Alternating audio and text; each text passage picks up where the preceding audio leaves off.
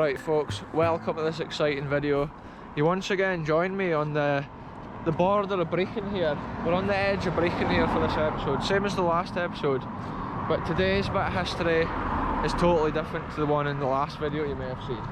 Today, we're away to jump this dike here because there's a couple of interesting old historical pillars here, which is to do with Dalhousie Estate. So yeah, let's go and take a look at them. Document more history, folks. Unseen on YouTube, this stuff. This is a little bit of history that hardly anyone knows about. So yeah, let's go and take a look. I'll jump over here. This is not going to be easy to jump this wall, folks, but let's go for it. I can see the big pillars over here.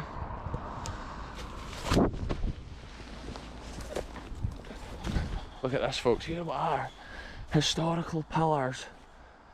And they stand here in the middle of this forest, which is like, you may think, why are they here? Why would they build pillars here where there's nothing? There's no drive, no road, and no gate. Well, I can tell you, I know the reason why they're here, folks. It's because originally, we'll go up to the pillars and I'll tell you the story. But yeah, originally for Dalhousie Estate, they were going to have a grand straight drive up to the front door, a bit like what you have at Glamis, Strathmore Estate and other big like castles in Scotland. It's traditional to have a grand approach up the straight drive to like the front door of the house or the castle, and this estate was no different. So they had gone to the bother when they were building Dalhousie House.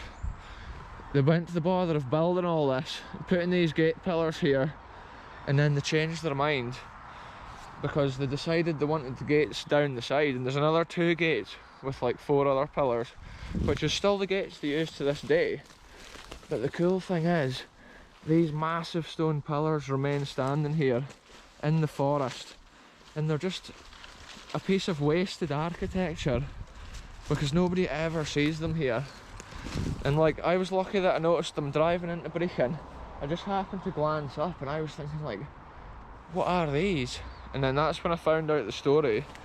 And it's so cool being able to like share these stories of history, especially the Angus history here in Scotland. It's like, it's unspoken of history, unknown. And just look at the detail on the stone carving. Wow. This is the same type of stone that the big house is made of, and that down at Dalhousie, I think. And obviously it was constructed at the same time. Wow. I'll get a couple of photographs of these. So it's so interesting to see that it's got these massive metal bits on here, which must have at one time been there to support massive gates, because there's so many of them. Again, it's not just 2 hinges or something like that. There's literally like 6 hinges the whole way up there.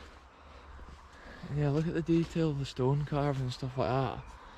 Back when they made stuff like this, they really cared about the detail and the craftsmanship, so it could be admired for years to come. And this could be potentially like the first impressions of the estate people got when they were arriving here on their horse and cart from all over the UK, from their different estates.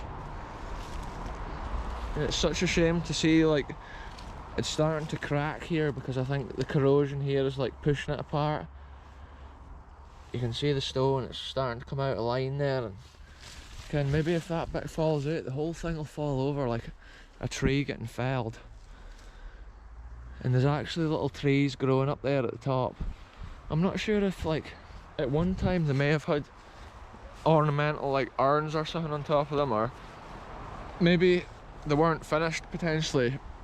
I can just imagine a couple of like stone carved items on top of there. But literally the size of these is just one of the craziest things. It would be interesting to see the top of them and see if there's any detail up there, as if something might have been taken off or whatever, but it might be a bit stupid to climb them, obviously. We're not about that on the channel here, folks. We're just exploring the history and sharing the more rare bits of history that you wouldn't even notice. But if you have ever driven from the dual carriageway into Brechin, like, you'll have driven past these pillars and maybe never even noticed, because they're kind of hidden here in the wood. Yeah, so cool. Real bit of Scottish history, folks. a lot of these Scottish estates now, they're not what they used to be back, like when these pillars were built. Now often, like the laird and lady of the estates, they don't even stay in the big house because it's so much upkeep and maintenance. I'm pretty sure the big house here at Dalhousie was sold recently, or it's still for sale to this day. So if you have a spare few million, folks, it could be yours.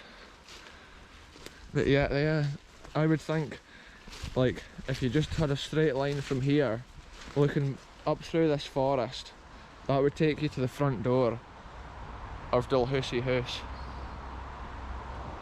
So yeah, there we go, folks, another bit of history documented.